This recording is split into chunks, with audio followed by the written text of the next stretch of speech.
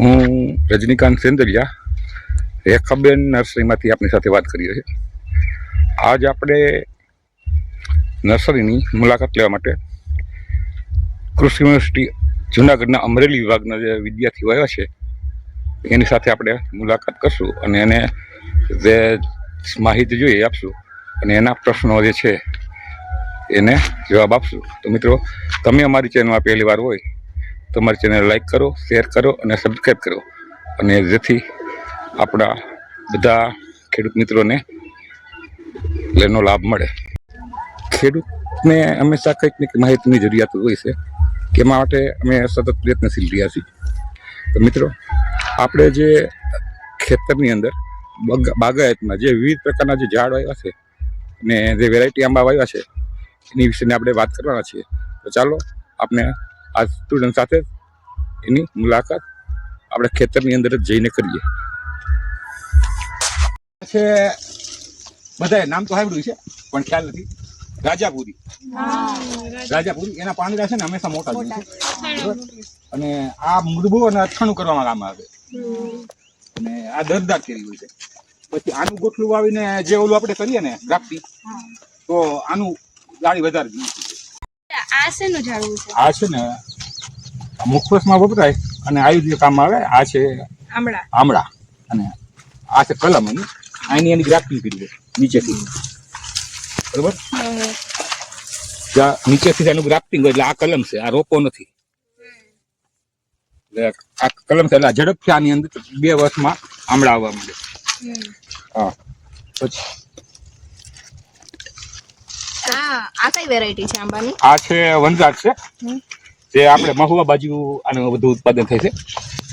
અને આ લુમખામાં કેરી આવે છે જે મહુવાની પ્રખ્યાત છે અને આ કલરફુલ કેરી આવે.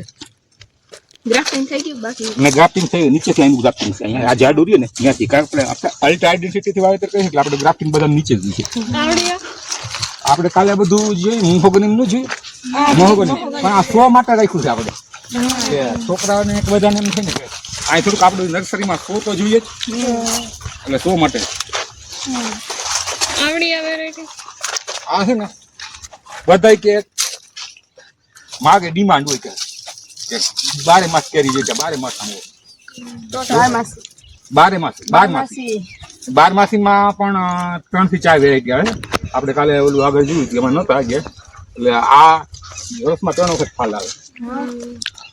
બસ આગળ રદ કરો. આ તો સોનપરીનો બગીચો. સોનપરી આંબાનું નામ તમે સાંભળ્યું છે? કોને કોને ખબર છે સોનપરી આંબા? સોનપરીની વિશેષતાની કોઈને ખબર છે? કોઈ સોનપરીની કેરી જોઈ ખરી? અબેન કરતો તમે કહો છો કે સોનપરીનો છે તો એનું નામ કઈ રીતે પડ્યું? હવે સોનપરીનું નામ તો એવું છે કે આ નવસારી યુનિવર્સિટીનું પર્યા કેન્દ્ર છે. પર્યા કેન્દ્રમાં બેંગનપાલી અને આફૂસનું બેનું સંમિશ્રણ કરીને આજથી 22 વર્ષ પહેલા આપણા વિજ્ઞાનિકોએ તૈયાર કર્યું. એટલે એ શબ્દ લીધા છે, આનો કલર પીળો આવે એટલે સોનાનો, અને એ શબ્દ એટલે સોન, બરોબર? પર્યા કેન્દ્રમાં ત્યારથી છે એટલે પરિવાર શબ્દ એટલે આનું નામ સોનપરી રાખવામાં આવ્યું. અને એટલે આપણે આ આંબાને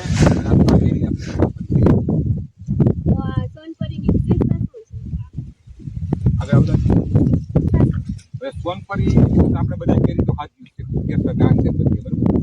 અને આપણે બધા કેરી ખરીદીએ છીએ, બરોબર? તો હવે તમારા ઘરમાં કેરી તમે આવે તો તમે કેટલા દિવસ ટકાવી શકો? બારી એક બે દિવસ. સોનપરીની કેરી એવી છે કે તમારે કેરી પાકી જાય ને તો 15 દિવસ સુધી બગડતી નથી, બરોબર? એની એક ખાસ વિશેષતા છે.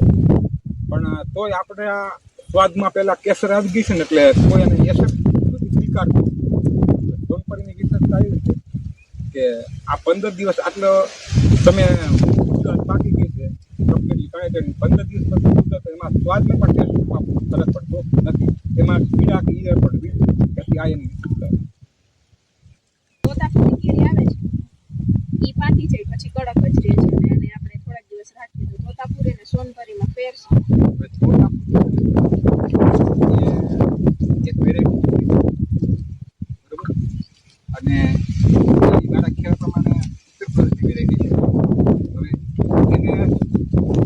સ્ટોર કરી લાંબો ટકે આને સ્ટોર કર્યા વગર ટકી રહે. તોતાપુરી અને સોનપરીમાં ફરક છે. આની ચિંતા છે ને હાફૂસ છે. હાફૂસ કેરીની અંદર તમે ખાવ ને તો એની અંદર છે ને ગોઠલીની આજુબાજુની કિનારે છે ને પોચું પોચું લાગે તમને, બરોબર, પાકી તમને એના સ્વાદની અંદર. પણ બેંગન પાલીનું સ્વાદ અને આકાર છે હાફૂસનો, બરોબર, બેનું સંમિશ્રણ થાય આના સ્વાદમાં પણ શ્રેષ્ઠ છે, મીઠી છે. એનો સ્ટોર એટલે કરીએ, સ્ટોર એટલે મીન્સ કે સ્ટોર ને પણ આને બહારથી રાખી. સ્ટોર એટલે તો માનો ઘણી વખત આપણે એવું સમજતું કે ફ્રીઝરમાં રાખી તો સ્ટોર કરીએ, તો આમાં કોઈ કેમિકલ નાખ્યા વગર એમને 15 દિવસ રહે છે. એટલે આમાં ફરક એટલો કે આ કોઈ પણ દવા વગર લાંબો ટાઈમ ટકી શકાય છે. આ કરી દે.